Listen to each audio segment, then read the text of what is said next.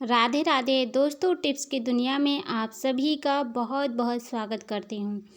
दोस्तों, रोज़ की तरह आज मैं फिर से एक नई वीडियो लेकर आ चुकी हूँ आप सभी के सामने हेल्पफुल किचन टिप्स और ट्रिक्स की। तो चलिए दोस्तों, हम अपनी इस वीडियो को शुरू कर लेते हैं। दोस्तों, सबसे मुश्किल काम होता है जब आंखें कमज़ोर हो जाएं। जो हमारी बूढ़ी बुजुर्ग दादी अम्मा लोग होती हैं तो उनको सुई में धागा डालने की बहुत ज़्यादा दिक्कत होती है और उनके पास कोई भी बैठने के लिए तैयार भी नहीं होता। अगर वो कुछ करना चाहें सिलाई वगैरह तो नहीं कर पाती हैं। तो देखिए, वैसे भी अगर किसी को सुई में धागा डालने की समस्या है तो आप इस तरीके से इस समस्या को हल कर सकती हैं। तो देखिए, धागा जो है पतला वाला इसको लेना है। जो ये आगे का छोर होता है, इसको जो नहाने का साबुन है उसी पर अंगूठे से दबा के 2-3 बार ऐसे रगड़ना है। इसके बाद में ये धागा एकदम टाइट हो जाएगा। साबुन जो होता है वो सूखने के बाद कड़ा हो जाता है। तो देखिए, ये धागा यहाँ पर एकदम तार के जैसा टाइट हो गया है। अब इससे सुई में धागा डालना बहुत ज़्यादा आसान हो जाता है। इस तरीके से देखिए, धागा इधर उधर बिल्कुल भी नहीं लचेगा। बहुत ही आसान तरीका है। ये हमारी दादी लोग करती थी तो मैंने आप लोगों के साथ भी यही आइडिया शेयर किया है। चलिए, अब मैं बताती हूँ। अगर आपको मोटा धागा सुई में डालना है तो इसे भी इसी तरह से साबुन के ऊपर 2-3 बार रगड़ना है अंगूठे से दबा के। जब इसमें साबुन लग जाएगा तो ये देखिए एकदम कड़ा हो जाता है, टाइट सा इसका आगे का छोर। फिर ये आसानी से सुई में डल जाता है। दोस्तों, अब हम आगे की ट्रिक देख लेते हैं। जब भी हम कपड़ा प्रेस करते हैं तब हमें कपड़े को फोल्ड करने की दिक्कत होती है, ज़्यादातर शर्ट को लेकर। तो बहुत ही सिंपल सा आइडिया मैं आपके साथ में शेयर करूँगी। इस तरह से कोई भी आप एक कॉपी या बुक ले लीजिए, रख लेना है इस तरह से। जहाँ पर गला बना हुआ है उसी के बीच में रखना है, दोनों साइड बराबर होना चाहिए। इसके बाद बस ऐसे ही इस तरह से करके मोड़ देना है। जब ऐसे करके जैसे जैसे आप मोड़ते जाएंगे वैसे ही एकदम अच्छे तरीके से ये फोल्ड हो जाएगा शर्ट। बिल्कुल भी टाइम नहीं लगने वाला है। बहुत ही ज़बरदस्त आइडिया है और इस तरह से करके आप ढेरों कपड़े फोल्ड करके रख सकती हैं। आपको बहुत कम समय में आपका काम आसान हो जाएगा। तो देख सकते हैं, इस तरह से मैंने ये शर्ट को बहुत ही जल्दी से फोल्ड कर दिया है ना। बहुत ही ज़्यादा कमाल का आइडिया। ट्रिक अच्छी लगे तो ज़रूर ट्राई कीजिएगा। इसके बाद दोस्तों, मैं आप सभी के साथ में एक बढ़िया सी छोटी सी ट्रिक शेयर कर रही हूँ। जैसे कि बच्चों के जूते हों या बड़ों के, जब इनको हम धोते हैं खासकर सर्दी के मौसम में तो ये सूखने में ज़्यादा टाइम लेते हैं। और इनको कहाँ पर रखें, कैसे रखें, हम इनको दिन भर लेकर इधर उधर धूप में टहलते रहते हैं कि जल्दी से सूख जाएं। तो आपको कुछ नहीं करना है, बस इस तरह से पॉलीथीन लेकर इस तरह से जूते में ऐसे फंसा देना है, या फिर सैंडल है तो उसको भी आप ऐसे ही करके फंसा दीजिए। तो जूते को सुखाने का बहुत ही बढ़िया सा ये ज़बरदस्त आइडिया है। ऐसे करके आप पॉलीथीन को ले जाकर ऐसे धूप में टांग दीजिए। छाया में भी टांग सकते हैं। सर्दी के मौसम में इसकी समस्या बहुत ज़्यादा होती है, जिससे हमारे जूते आसान तरीके से नहीं सूख पाते हैं। तो इससे करेंगे तो आपके जो काम है ना बहुत आसान हो जाएंगे। और देखिए, ऊपर मैंने क्लॉथ क्लिप नहीं है तो मैंने यहाँ पर जो पुराने क्लेचर पड़े हुए थे उनको मैंने लगा दिया है।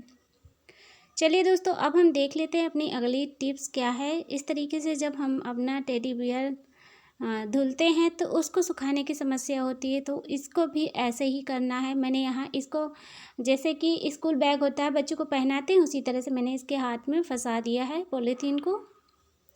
जितना भी एक्स्ट्रा पानी है उसको हम निचोड़ कर निकाल दे रहे हैं। फिर ऐसे ही इसको भी लटका देना है रस्सी पर।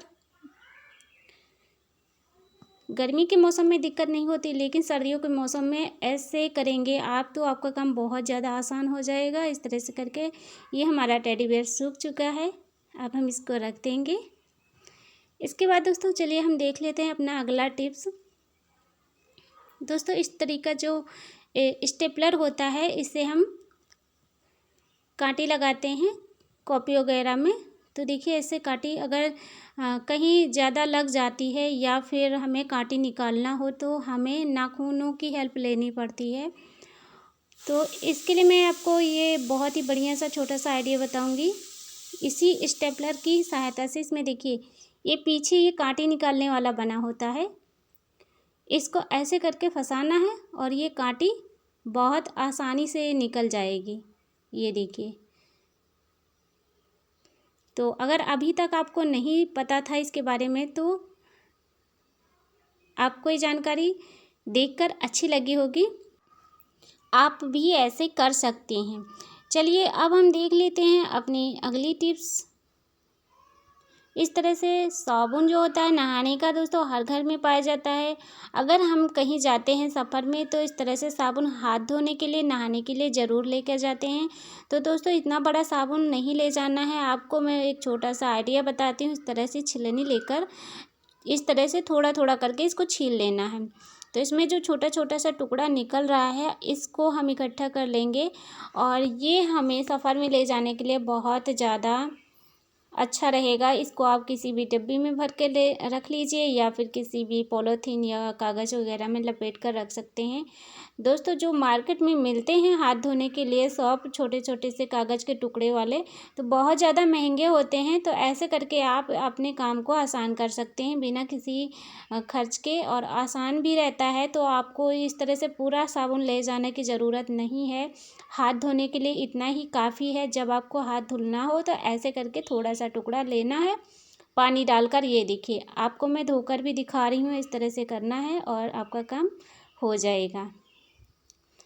इसके बाद दोस्तों हमारी अगली टिप्स जो है, इस तरह से हम एक भगोनी में पानी गर्म डाल रहे हैं। पानी को अच्छे से उबालना है और हमें इसका क्या करना है आप इसी वीडियो में देखिएगा। तो इसके बाद में हमारे घर में कभी कदार ऐसा होता है कि लाइट चली जाती है। बारिश के मौसम में ज़्यादातर ये समस्या हो जाती हैं।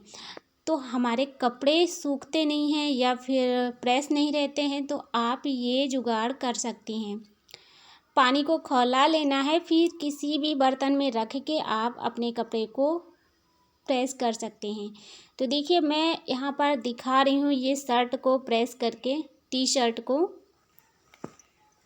बहुत अच्छे तरीके से प्रेस हो जाते हैं कपड़े। पानी को ज़्यादा से ज़्यादा गर्म रखना है और अगर इस तरह से हैंडल वाला बर्तन नहीं है तो आप उसको किसी भी चीज़ से पकड़ के रखिएगा, तभी आपका काम हो पाएगा। तो देख सकते हैं ये मैं आपको करके दिखा रही हूँ। आइडिया अगर आपको अच्छा लगे तो ज़रूर ट्राई करना। चलिए अब हम देख लेते हैं आगे की टिप्स। इस तरह से जो डायरी होती है हमारे पास पुरानी पड़ी रहती है, तो उसमें से एक पेज निकाल लेना है। इस पेज का करना क्या है आप देखिएगा। तो यहाँ पर सादा पेज ले लीजिए या फिर इस तरह से चिकना वाला, तो मैं यहाँ पर चिकना वाला ही ले रही हूँ। तो इसको अच्छे से सावधानी पूर्वक निकालना है। इसका जो भी एक्स्ट्रा पेज थोड़ा बहुत खुदरा सा नज़र आ रहा है तो इसको हम निकाल देंगे कैंची की सहायता से, वरना अगर अच्छे से निकल जा रहा है तो कोई बात नहीं। फिर इसको कैसे इस तरह से फोल्ड करना है आप ध्यान से देखिएगा। जिस तरह से मैं यहाँ पर फोल्ड करके दिखा रही हूँ ऐसे ही करना है और ये बनेगा एक बहुत ही अच्छा खासा बिना पैसे खर्च किए फ़ोन स्टैंड। जैसे कि आप हाथ में पकड़कर मोबाइल चलाते चलाते थक जाते हैं, हाथ दर्द करने लगता है, मूवी वगैरह देखना हो तो आप इस तरह से मिनटों में बना सकते हैं।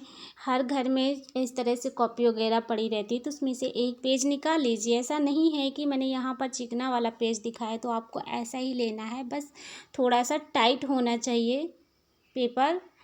तो ऐसे करके फ़ोल्ड करना है। इसके बाद में जितना भी मैंने फ़ोल्डिंग किया उसको फिर से ओपन करके ऐसे करना है।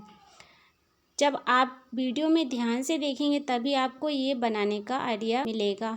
अगर नहीं एक बार में बन रहा तो आप दोबारा से वीडियो को पॉज करके बना लीजिए। तो ऐसे करके फिर थोड़ा सा, यानी यहाँ पर मैंने आधा इंच की मुड़ाई कर दी है इस तरह से।